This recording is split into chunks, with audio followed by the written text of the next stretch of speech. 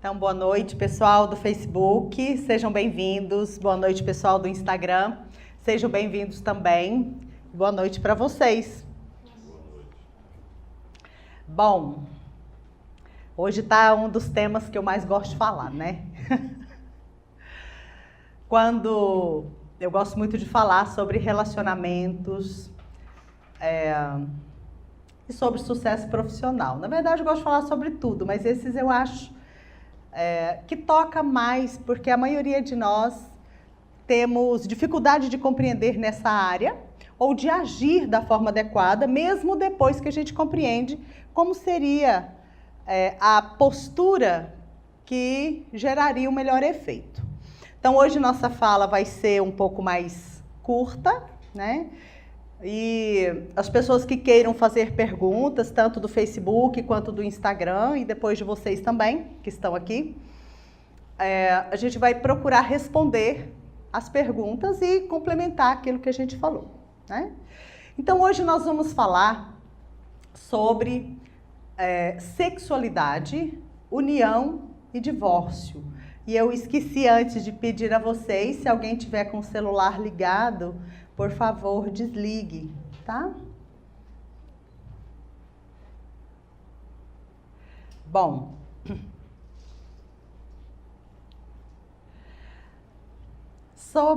seja bem-vinda também, sobre a sexualidade. O que move duas pessoas a estarem juntas? O que faz realmente gerar vínculos entre as pessoas, né?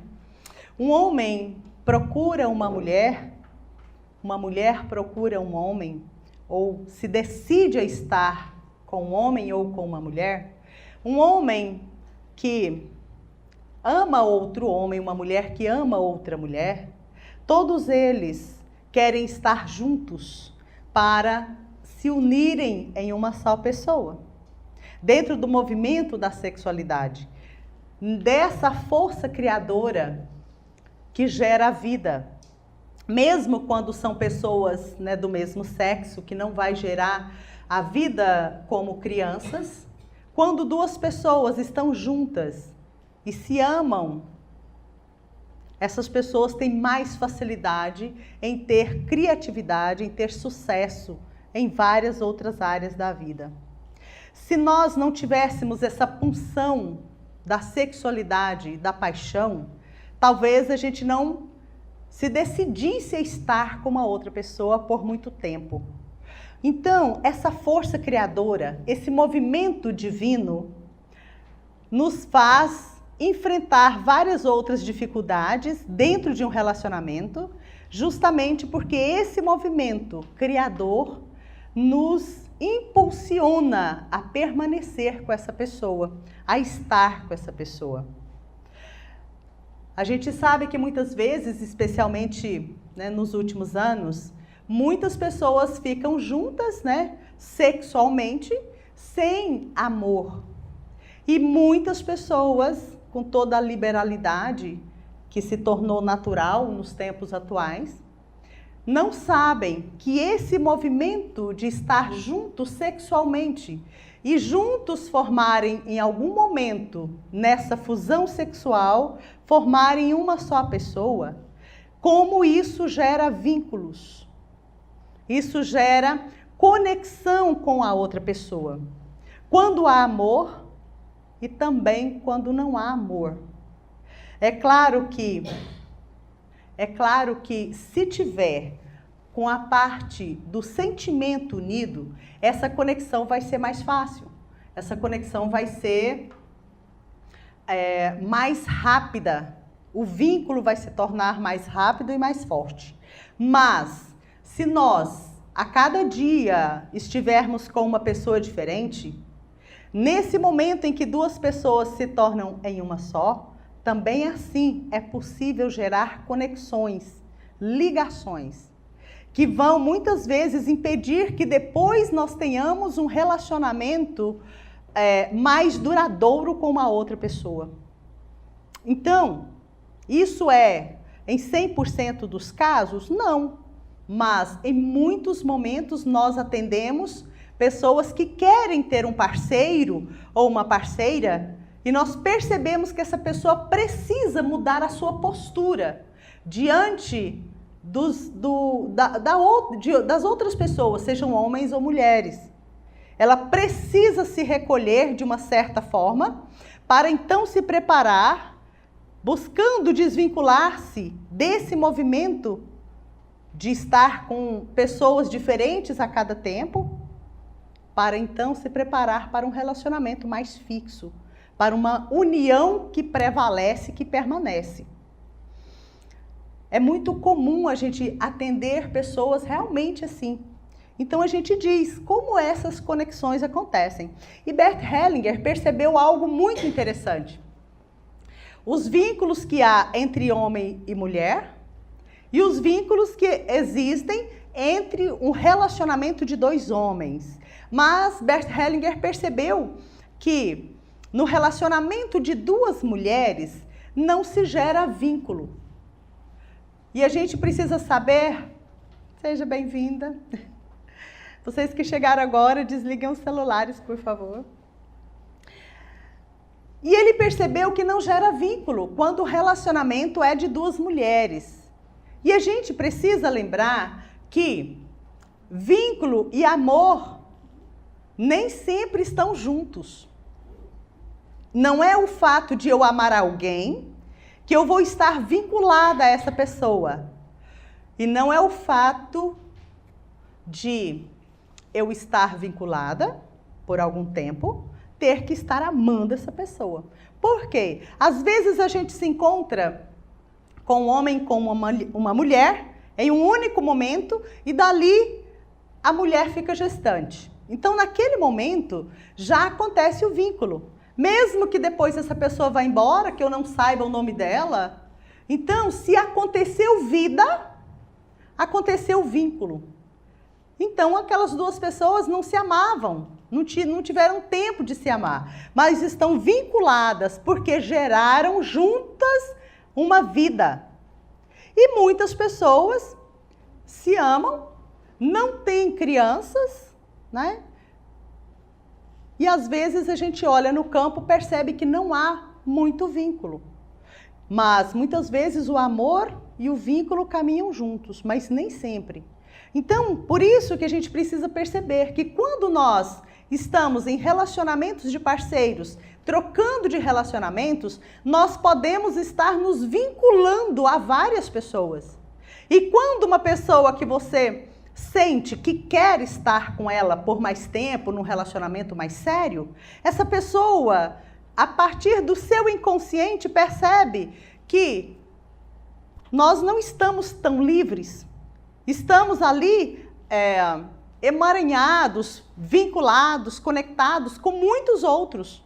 Então, a pessoa que se aproxima e que a gente talvez pudesse ou quisesse ter um relacionamento mais duradouro, ela não permanece. Porque muitas vezes, quando a gente está com vários parceiros, ou mesmo com poucos parceiros, muitas vezes a gente não respeita esses parceiros ou essas parceiras. E esse desrespeito faz com que a gente fique vinculados. Então, o que a gente pode fazer, né? Porque muitas vezes a gente ouve isso que eu estou falando e nós já estamos nessa dinâmica há algum tempo. Então, já tivemos vários parceiros, várias parceiras. Nós precisamos encontrar uma forma de dar um lugar no nosso coração para todos os que estiveram na nossa vida. Alguns deles ou delas, a gente não os amou, mas muitos talvez nos amaram.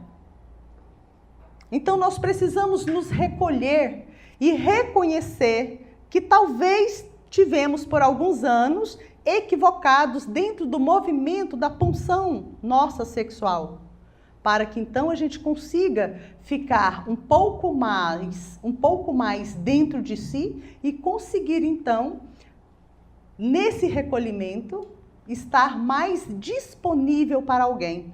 Estar disponível não significa só quando a gente está sem um parceiro. Às vezes a gente está sem um parceiro ou sem uma parceira, mas não estamos disponíveis. estamos vinculados com outros relacionamentos anteriores, porque não os respeitamos, não os valorizamos, e isso gera vínculo. Outras vezes, nós podemos também, naqueles relacionamentos que a gente se lembra deles, a gente vai fazer isso aqui agora mesmo, para que a gente perceba como podemos fazer isso. Nós podemos visualizar, imaginar a partir do nosso coração as pessoas que foram importantes e agradecer essas pessoas. E quando nós tivemos tantos ou tantas que a gente não consegue lembrar, visualize várias pessoas, representantes das pessoas com as quais eu tive relacionamento íntimo. As pessoas que em algum momento nós dois fomos um só.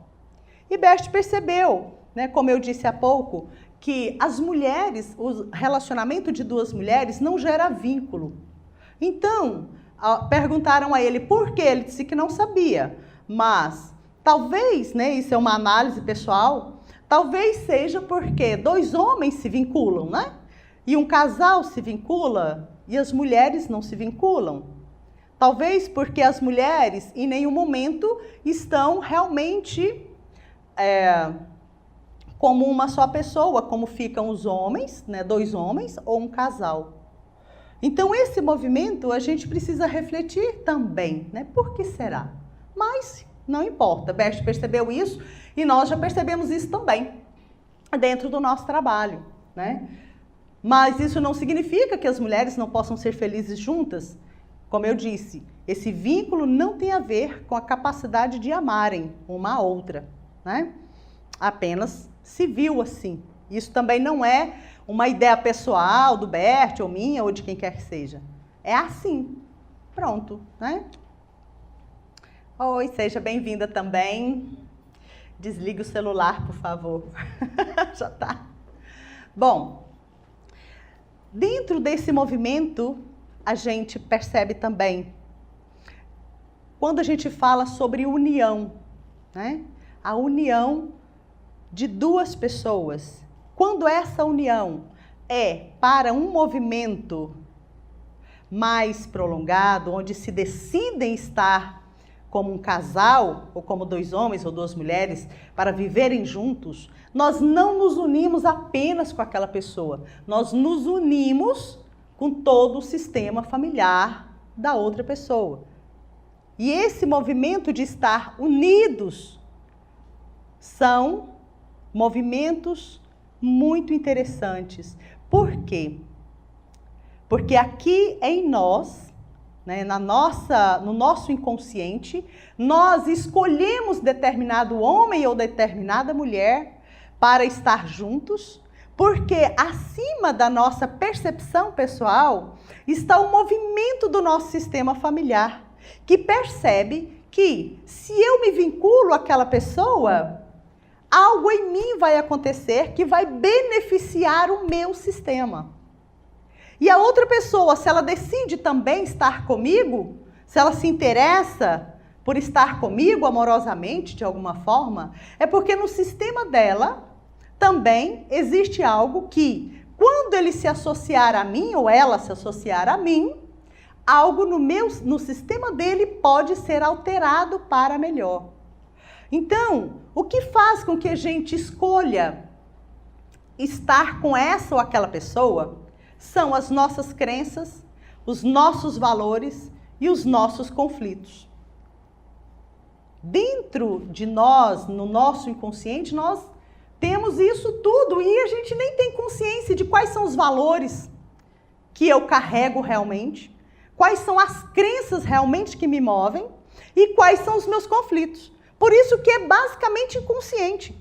Por isso que às vezes a gente tem um relacionamento com uma pessoa que tem determinados comportamentos que nos agradam e outros que nos desagradam.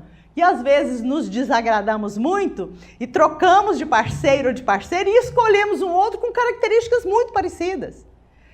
Às vezes a gente troca de nome, de CPF e não troca de problema, né? A gente mantém aquilo. Por quê? Porque apesar de estar junto com aquela pessoa, eu não consegui transformar dentro de mim o que eu precisaria transformar para escolher um outro tipo de relacionamento.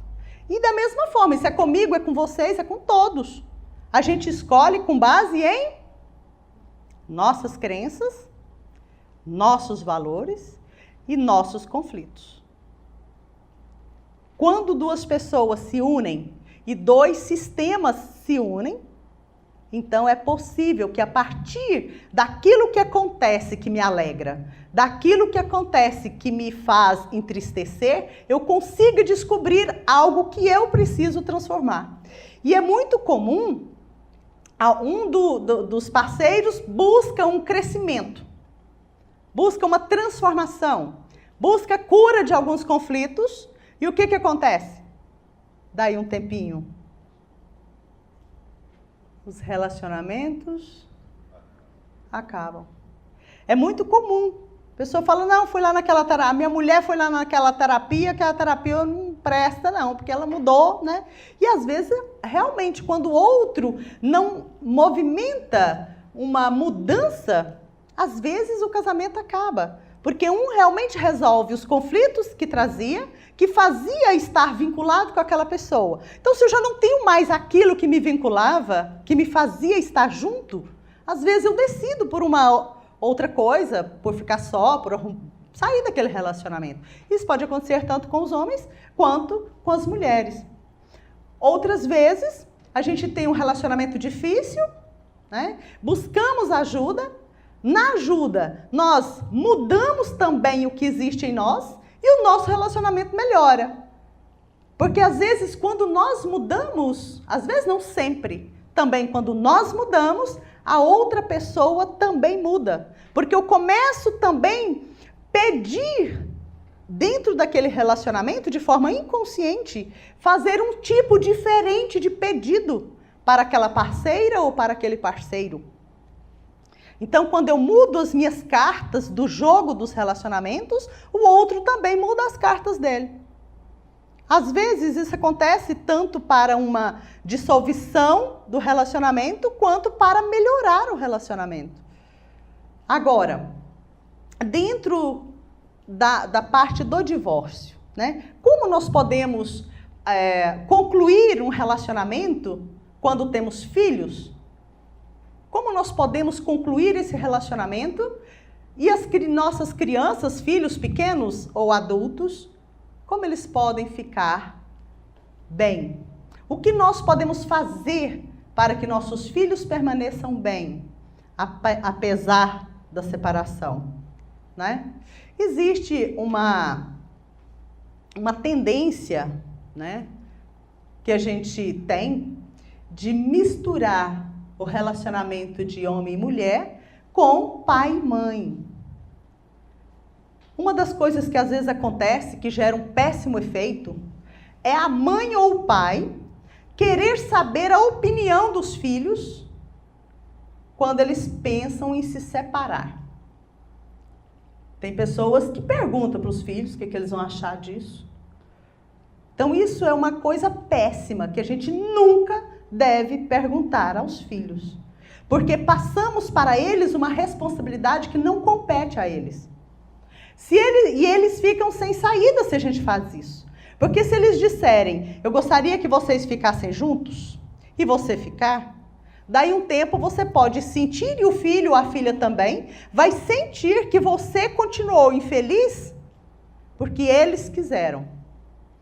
E se ele disser que você deve separar, e você se separa, e na separação ou depois você fica pior, e vai sentir culpado também. Então, isso a gente não deve fazer como pais e mães. A gente toma decisão por nós mesmos. E também, nunca devemos ficar num relacionamento por causa dos filhos, mesmo quando a gente não pergunta para eles. Se você sente dentro de você que você está ficando naquele relacionamento por causa das crianças, mesmo que você não diga, isso vai pesar nos ombros deles. Então a gente precisa tomar as nossas decisões como homem e mulher, desvinculados do nosso papel de pai e mãe. E quando nós nos afastamos do parceiro ou da parceira, nós podemos e devemos deixar claro para os nossos filhos. Nós nos separamos como homem e mulher, mas como seus pais, né? Como seu pai e como sua mãe, nós somos perfeitos e permaneceremos à sua disposição sempre que você precisar.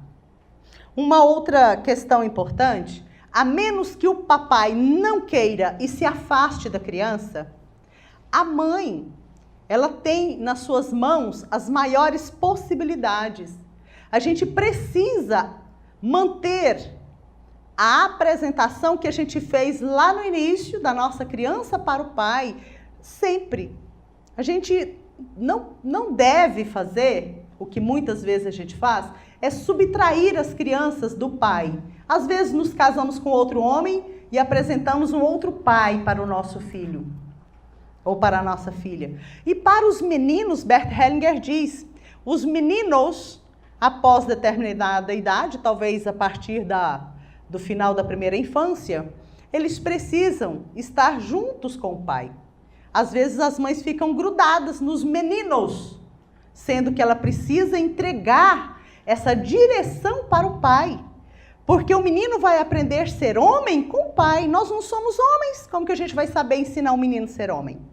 A menos que o pai se recolha e não queira, declaradamente não queira, nós precisamos deixar que esse menino, pré-adolescente e tal, siga mais próximo do pai enquanto ele precise desse movimento.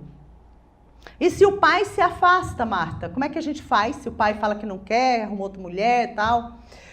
Bom, ainda assim, se nós quisermos que nossos meninos tenham sucesso, nós precisamos trazer a figura do pai na condução do nosso filho, mesmo que ele não esteja perto.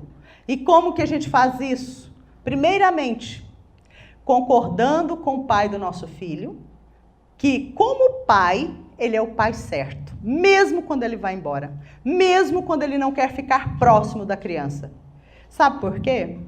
Na maioria das vezes, quando um pai se afasta e não quer estar junto com o filho, é porque ele traz um peso, algo sistêmico, que ele inconscientemente quer se afastar do filho para que o filho não repita o que ele traz. É um impulso amoroso, inconsciente de proteger a criança. E nós, como mamães, muitas vezes falamos mal do pai porque ele quis se afastar. Então o filho fica sem o pai. Então a gente pode, no momento de conduzir o nosso filho, e a nossa filha também, estou falando dos meninos por conta dessa questão de estar com o pai. Nós podemos dizer para eles, no momento que a gente vai orientá-los, falar alguma coisa, mesmo que o pai não esteja perto, se nós sentimos dentro do nosso coração que esse homem foi o homem que eu escolhi para ser o pai do meu filho. Então eu vou dizer para ele, se seu pai estivesse aqui, eu tenho certeza que ele te diria para agir dessa ou daquela maneira.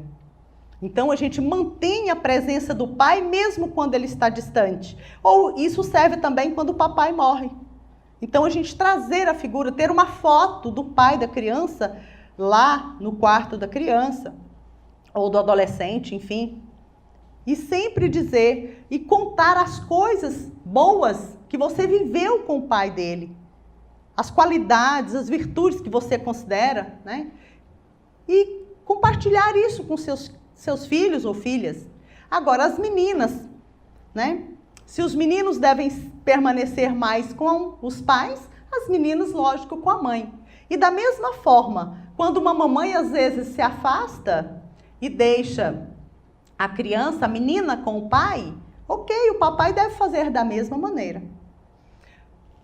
E quase sempre, quando um deixa e afasta muito, a outra pessoa, né, o papai ou a mamãe, julga aquele que se afastou.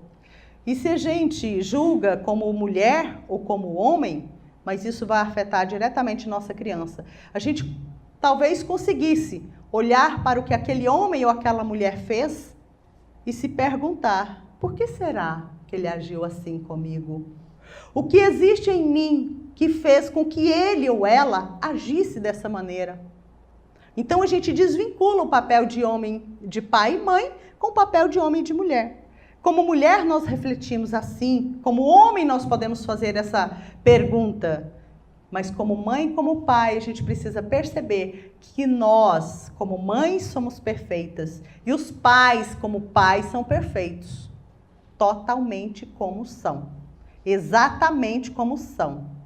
Porque o papel de pai e de mãe é gerar a vida. Então não tem como ter sido ruim. Porque esse é o único momento e movimento de ser pai ou de ser mãe. Gerar a vida. Cuidar, nós, depois de gerar a vida, nós, na maioria das vezes, cuidamos das nossas crianças. Do jeito que a gente consegue cuidar. E, às vezes, também nos afastamos. Também porque naquele momento foi o melhor que nós pudemos fazer. E o pai também às vezes se afasta porque foi o melhor que ele pôde fazer. Muitos papais que têm impulsos de agressivos, né? Muito sérios, talvez eles também nem percebam que são tão agressivos. Não é que ele pensa racionalmente, eu vou me afastar dos filhos e da mãe dos meninos porque eu sou agressivo. Eu já ouvi casos assim, de um homem falar isso. Inclusive, conheço 2 casos, onde a pessoa disse, eu vou me matar, e suicidou mesmo, para que eu não agrida nem você e nem nossas crianças. Então, ele tirou a própria vida, com medo de tirar a vida da esposa na época e dos filhos. Mas muitos não se suicidam, apenas se afastam. Então, eles buscam inconscientemente proteger os filhos e deixam com as mães, muitas vezes, porque sabe que aquela mãe pode cuidar melhor do que se ele estivesse junto. E nos divórcios, quando a gente quer depois ter um novo parceiro ou uma nova parceira, nós precisamos dar um lugar e concordar com tudo que a gente viveu com parceiros e parceiras anteriores. Se eu quero ter um bom relacionamento seguinte, se a gente mantém magoada ou magoado, julgando com raiva, enfim, se a gente não concorda com aquilo e assume que também fomos responsáveis por tudo que aconteceu no nosso relacionamento, que também trazíamos do nosso sistema familiar situações que emergiram quando eu estava com aquele homem ou com aquela mulher. Se eu não saio da posição de vítima, eu não consigo ter um outro bom relacionamento. Eu levo toda essa carga para o próximo relacionamento se eu consigo ter um outro homem ou uma outra mulher.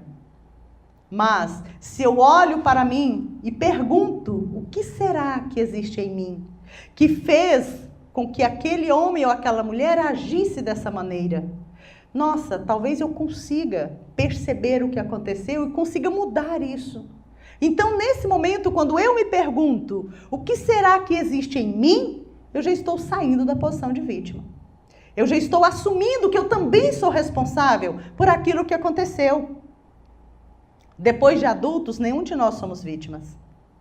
A gente sempre está atraindo aquilo que está em nós, aquilo que nos move. Manifesta no exterior algo que eu trago. E eu posso olhar isso. Dentro desse trabalho, né, desse movimento das constelações, nós podemos sim identificar o que eu trago. Né? Inclusive, nós vamos fazer aqui um exercício, né? Não é nem um exercício, é um movimento de constelação para as pessoas que estão nos assistindo, porque a gente que está no meio disso, a gente pensa que todo mundo quase já viu isso, né? Mas eu acho que nem 5% das pessoas conhecem constelação, sabe como acontece. Então a gente vai colocar aqui uma dinâmica de parceiros, né, de casal, com uma situação, né? Uma situação que a gente não sabe qual é, para mostrar algo que está impedindo que os relacionamentos deem certo.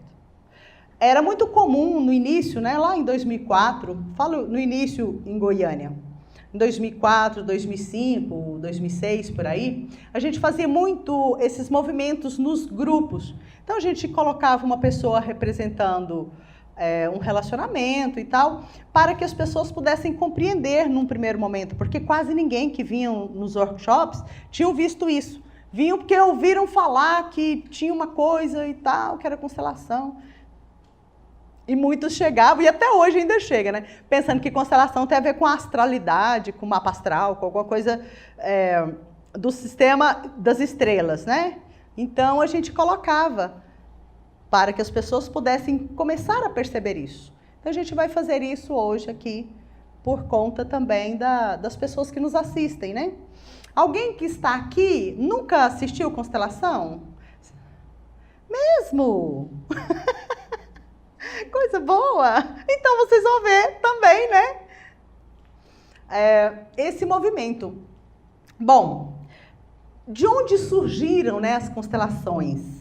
Bert Hellinger, quem desenvolveu esse método, ele percebeu que todos os sistemas familiares têm um campo, né? Tem um inconsciente coletivo, onde ali estão armazenadas todas as informações de tudo o que aconteceu naquele sistema. As constelações, elas trabalham basicamente com a vida e com a morte.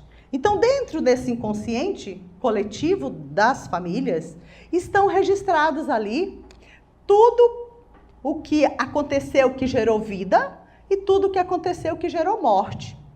Ou mortes prematuras, quando a mamãe talvez morre cedo e a criança fica pequena. Tudo isso gera efeitos profundos no sistema familiar e nos descendentes. Então, eu gosto sempre de citar desde o Freud. Então, Freud percebeu que as nossas experiências geram conteúdos. E Freud, gente, é o pai da psicanálise, né? Quem começou a psicanálise. Geram conteúdos e esses conteúdos influenciam no nosso comportamento, influenciam na nossa vida. Só que Freud acreditava que nós nascíamos como uma folha em branco e a partir das experiências, se nós fomos amamentados, a maneira com que nós fomos conduzidos, o relacionamento dos nossos pais e como a gente enxergava isso, que tudo isso interfere em nós. E interfere sim. Mas a gente depois veio o Jung, né, veio o Reich e outros, que perceberam que não nascemos como uma folha em branco, que já existe nesse campo da família e nesse inconsciente informações que atuam em nós. Que é o que o Bert Hellinger percebeu também. Né? Bert Hellinger também estudou psicanálise dentro de várias outras abordagens terapêuticas que ele estudou. E aí, o que acontece? Jung percebeu que nós trazemos memórias anteriores, que esse inconsciente coletivo, tanto da família, quanto do lugar onde nós nascemos, dos núcleos que nós vivemos, nós captamos informações desse inconsciente que atuam em nós. Reich, que foi médico e psicólogo também, psicanalista também, fez estudos e percebeu que desde o período da nossa gestação, nós recordamos de tudo que aconteceu lá, desde a concepção a todos os meses e ao nosso nascimento, e que esses conteúdos também influenciam em nós. Por isso a gente diz e sabe, nós compreendemos de nós mesmos muito menos de 10%. Né? Mais de 90% do que nos conduz está no nosso inconsciente, como se fôssemos um iceberg de uma pontinha bem pequena. Porque somos conduzidos por essas informações que estão nesse inconsciente coletivo, que Bert Hellinger e Rupert Sheldrake chama também de campo mórfico ou campo morfogenético. E esse inconsciente atua em todos os membros da família. E aí então veio Bert Hellinger, que percebeu que a partir de um sintoma que alguém tenha, né, que seria então um cliente ou uma pessoa comum, ela tem um sintoma. Esse sintoma pode ser uma enfermidade física, um desequilíbrio emocional, uma dificuldade de foco, dor inexplicada, enfim, dificuldade profissional, que isso, a partir de um sintoma, é possível, através desse método das constelações familiares, identificarmos o que aconteceu na família. Qual é a informação que está nesse inconsciente coletivo que está gerando esse efeito naquele descendente, naquela pessoa. E a partir dessa percepção do que está conduzindo e comandando naquela enfermidade, naquele sintoma, é possível o próprio campo mudar e alterar essa informação. E algumas vezes nós, como consteladores, auxiliamos, dando às vezes ao cliente uma frase de efeito, uma frase que quando essa pessoa diz, né, não é uma conversa longa, mas uma palavra às vezes, uma frase curta, quando o cliente diz essa frase, ele muda dentro do seu coração a sua postura. E quando o descendente, que é o nosso cliente, que está com uma questão para ser resolvida, quando ele muda a postura, ele recebe desse mesmo campo a liberação do sintoma.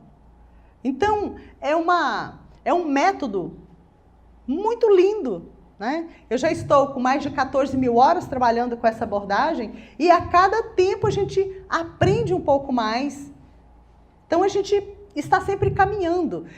Assim como as constelações tratam de vida e de morte, esse inconsciente coletivo, ele busca, por ele mesmo, unir tudo o que está separado. Ele busca a união de todos. Por isso que, às vezes, a gente não precisa falar nada.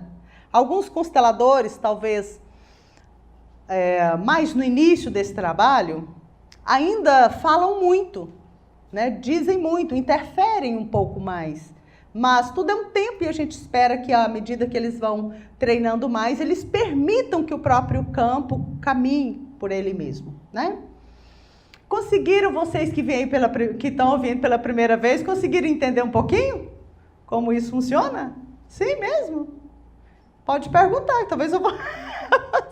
Pode perguntar se, dentro disso que eu falei, você conseguiu compreender um pouquinho ou quase nada? Um pouquinho? Ok, já está valendo, né? Até hoje eu ainda não compreendi tudo, então você que está aqui há alguns minutos, compreendeu um pouquinho, já está bom. Bom, tem alguma pergunta? Sim. Deixa eu te dar o microfone. O que fazer para os padrões de separação não se repetirem para as nossas descendências?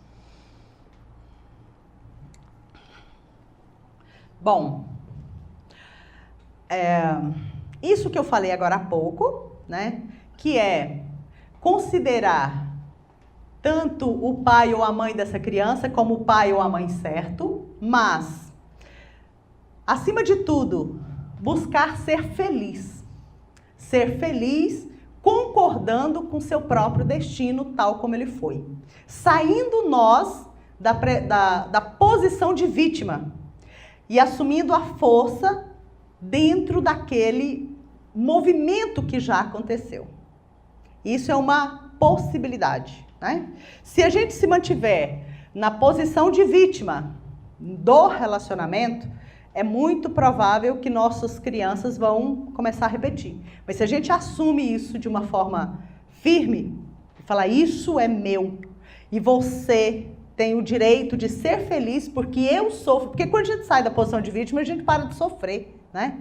Se eu sair da posição de vítima, ótimo. Já não estou mais como uma sofredora. É uma possibilidade. E encontrar esse jeito de ser feliz, né? Agora, se ainda assim nossos descendentes decidirem sofrer, o que a gente pode dizer para eles? Lamento. Lamento, eu não posso fazer mais nada por você. E dar um passo para trás e confiar na força que conduz a todos. E dizer para seus filhos ou netos, né? Se você decidir ser feliz, eu ficarei muito feliz com você e por você. Mas se você decidir sofrer, eu respeito a sua decisão. Quando a gente fala isso, com a força do nosso coração, da nossa alma, sendo uma verdade real, é muito comum nossos descendentes buscarem ajuda. Só? De lá não tem? Certo. Ah, só aí. Ok. Alguém daqui quer fazer alguma pergunta? Não? Nosso cameraman quer fazer uma pergunta?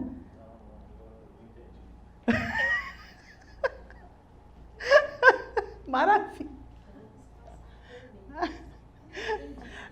Pois é. Vamos fazer um renascimento com o nosso câmera aqui. Bom, nós vamos colocar aqui um exercício para que vocês possam perceber e depois a gente vai fazer constelação, tá bom?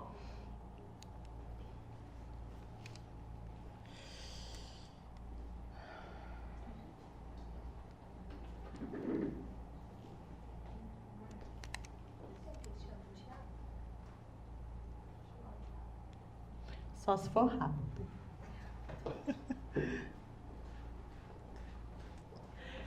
Bom, nós vamos trazer aqui um movimento de casal, né? Uma pessoa e... Oi? Ah, tá, ótimo. Existe relação de dificuldade no casamento versus procrastinação? Como? Existe relação de dificuldade no relacionamento de casamento e procrastinação? Entendi. Bom, a procrastinação, quando nós estamos nessa dinâmica de procrastinar, muitas vezes não tem a ver com o relacionamento, né, com o casamento, mas com os nascidos de cesariana. Então, na grande maioria dos nascidos de cesariana, a gente percebe o impulso de ficar em estado de procrastinação. São todos, Marta? Não, não são todos. É só o nascimento de cesariana que faz isso? Também não. Muitas vezes, a procrastinação também está ligada a uma criança, irmão nosso, que não nasceu com vida. Às vezes, um irmãozinho antes de nós morreu, depois a gente nasceu, e de alguma forma nós ficamos vinculados a essa dinâmica, porque nosso irmão não pôde ter sucesso, então eu fico parado ou parada, e também não me permito ter sucesso por amor a esse que não teve. Não sei se isso... Sim, mas agora surgiu pergunta. Tô perto. Passar a noite com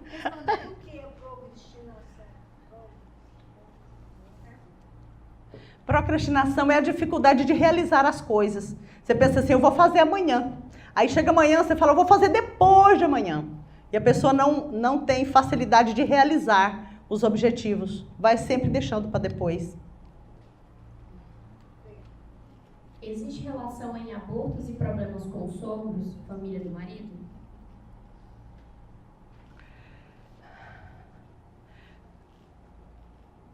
Às vezes, quando nós... Ah, você estava com o dedinho levantado, achei que era... Às vezes, quando nós decidimos não ter uma criança, quando foi um neném que não nasceu e que eu decidi que ele não nascesse, muitas vezes um parceiro que vem depois, ele olha para nós e mesmo que ele não saiba disso, muitas vezes ele sente na alma dele que ele não pode confiar em nós. Porque se eu matei o filho de alguém, eu posso matar o dele também. Agora, a questão da dificuldade com o sogro pode ter a ver com isso ou não. Se a gente tomou essa decisão de não ter uma criança, ou se nós também perdemos uma criança que não nasceu com vida, provocado ou não, para que a gente tenha um melhor efeito na nossa vida, e os filhos que tivemos depois também possam ter um melhor efeito, nós precisamos dar um lugar para os que não nasceram com vida. Como se dá um lugar? Dando nome, só um minutinho, dando nome, homenageando essa criança, né? Tomando essa criança de verdade no nosso coração. E os filhos que vêm depois, nós precisamos colocá-los no lugar certo. Digamos, eu não tive a primeira criança, não nasceu com vida. Natural ou provocado, não importa. Aí tivemos uma gestação e o bebê nasceu. Então eu preciso dizer para esse menino, você é o segundo ou o terceiro, sabe? E nunca dizer você é o mais velho, você é o meu primeiro filho. Então, quando a gente faz esse movimento de colocar um segundo, terceiro no lugar do outro que não permaneceu, esse que está na vida vai ficar com procrastinação também, né? Porque está identificado com o outro e pega parte do destino do irmão que não está na vida. Algo mais? Só mais uma pergunta, eu acho. Ao mudar o meu nome quando casada, eu mudo algo em meu sistema? Não. É mais uma forma, um movimento de vincular-se, né? De vínculo com a família do outro. Mas se tem algum efeito e se isso for porque a pessoa quer, porque ambos querem, pode modificar algo, mas sempre de forma positiva. Só isso? Tudo bem? Ok. A gente vai fazer uma dinâmica aqui, aí por isso você foi convocado também, tá bom? Deixa eu ficar segurando isso aqui.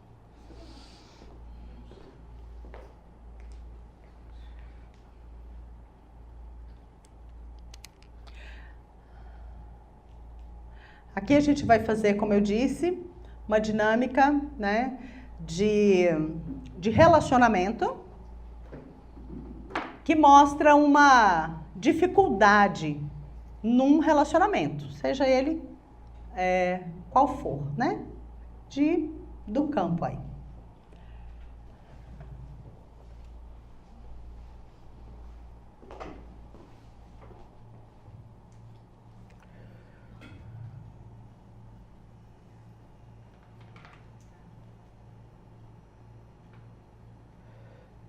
Ela representa uma pessoa, alguma pessoa, no caso uma mulher. Ele representa algum relacionamento, o relacionamento dessa mulher, e não um homem específico, mas sim o relacionamento. Pode ser você? Digamos que seja uma pessoa que tem tido dificuldades nos relacionamentos em si, né? Mas que ela não sabe por quê. E ela vai representar a verdadeira causa das dificuldades do relacionamento dessa mulher, né? E ele é só o relacionamento.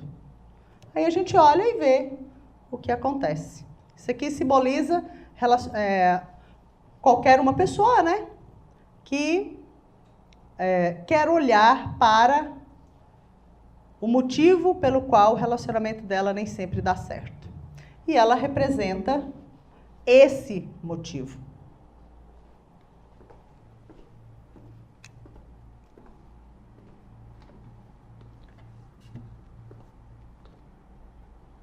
Preciso ficar de cá para eu enxergar o movimento.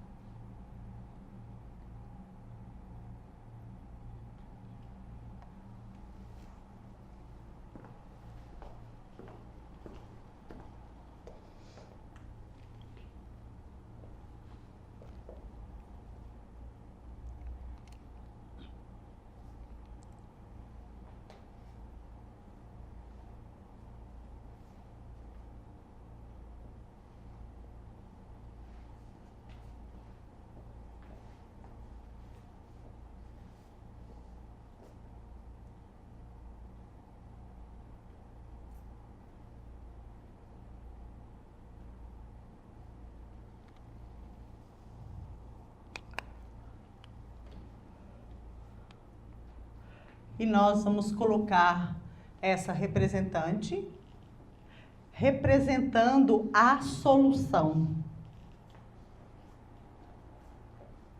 Tanto que nós não sabemos qual é a dificuldade, o impedimento, e também nem sabemos qual é a solução, né? Como eu disse, o próprio campo, esse campo que se mostra nas constelações, se movimenta a fim de encontrar a harmonia e uma solução. A fim de unir tudo que está separado.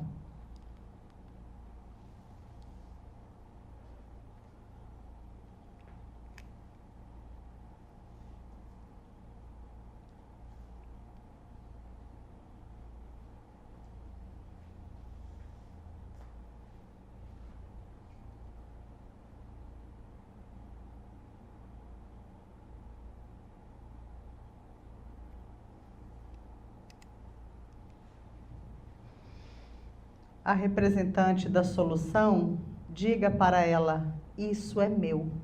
Isso é meu. Só meu. Só meu. Você está livre. Você está livre. Cuide só da sua vida. Cuide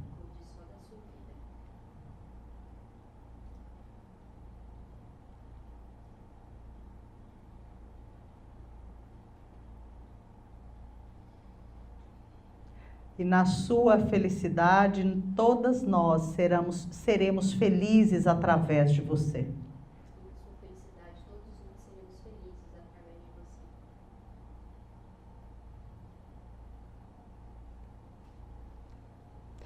A gente pode notar, na representante da solução, pela postura dela, ela representa a mãe dessa pessoa,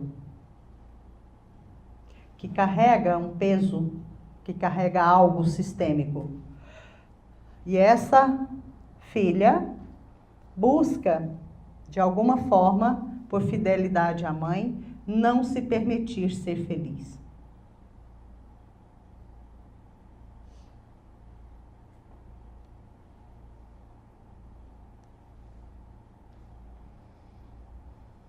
E ao invés de olhar para o relacionamento, ela fica olhando para a mãe e para o que a mãe carrega. Que é até próximo de uma pergunta que fizeram, né? Como fazer para que os descendentes não repitam? Então, a responsabilidade não é dos que vieram antes, não é das mães, das avós que sofreram, que não sofreram. A responsabilidade é nossa, de ficar vinculado lá. Porque os ancestrais não querem que a gente sofra porque eles sofreram. Eles querem que a gente seja feliz para ter valido a pena o sofrimento que eles tiveram, se é que tiveram. Porque às vezes a gente cria ideias, crenças na nossa cabeça que nem condiz com a realidade. A representante dela diz, agora sim. Eu estou pronta. Totalmente livre. E eu posso facilitar para você.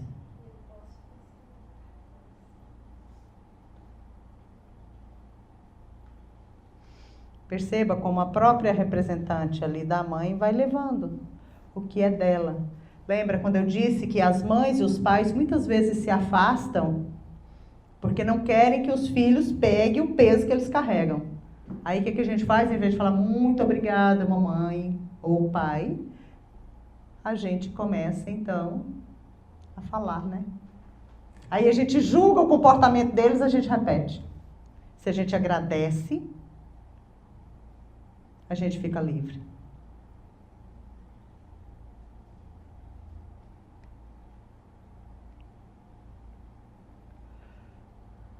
Então, muitas vezes,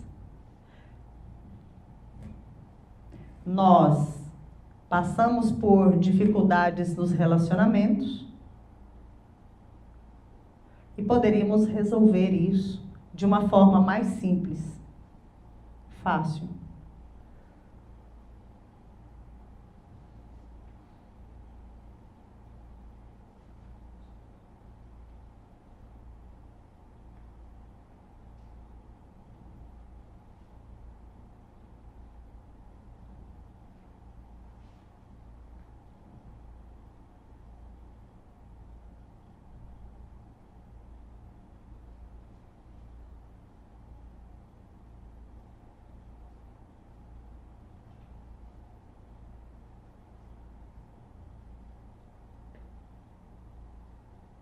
Diz para ele: exatamente como você é o homem certo para mim. Eu me alegro com você.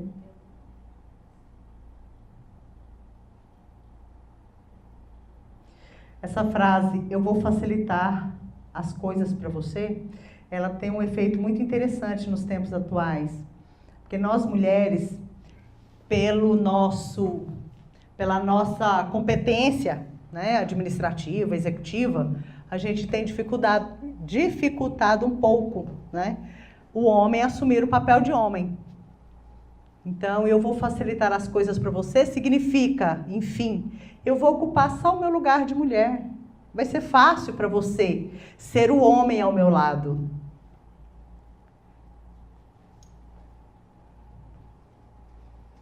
Que bom.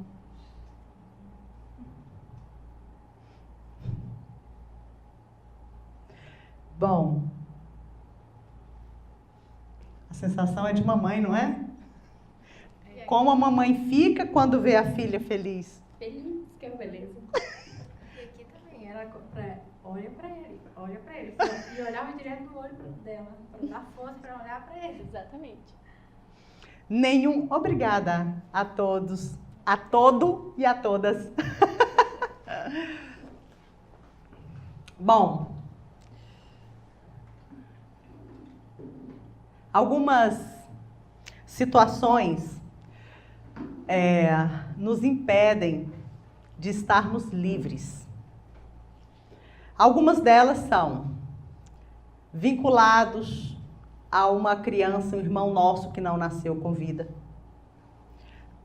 A nossa crença de que nossas mães, avós, não foram felizes com os relacionamentos. Alguns de nós que temos tias, às vezes, que não se casaram. Outras que também olham para as tias e pensam, minhas tias também foram infelizes. O que mais? Um que eu já falei agora há pouco.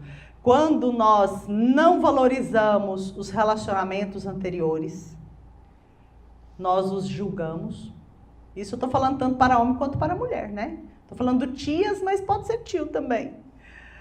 Enfim, são situações que a gente precisa e pode observar se é isso que está acontecendo com a gente. Tá bom? Tem mais pergunta não, né? Ok. Tudo bem? Podemos passar para as constelações ou certinho. Então, muito obrigada ao pessoal do Instagram pela participação. Eu espero que tenha... Quê? Tô 10 segundos, vai. Amém. Está acabando o tempo. Então, beijos para todas e todos. Muito obrigada, pessoal do Facebook. Sigamos sempre de corações conectados.